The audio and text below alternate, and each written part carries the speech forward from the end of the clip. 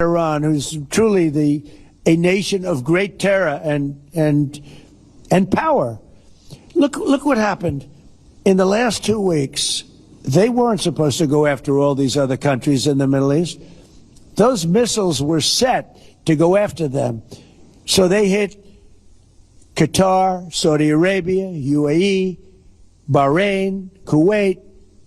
Nobody expected that. We were shocked. And the other one, they fought back. They could have yielded. But think of it, if we weren't around, they had tremendous power. They had thousands of missiles, most of which we've terminated. They had thousands of drones. They were making drones and missiles all over the place. We've knocked out most of those factories. I mean, now they're sending out 2 or 3 missiles. Now, they've still got some. They might have 8% left. But mostly they've been eliminated. They've been terminated by what we did and what Israel did too.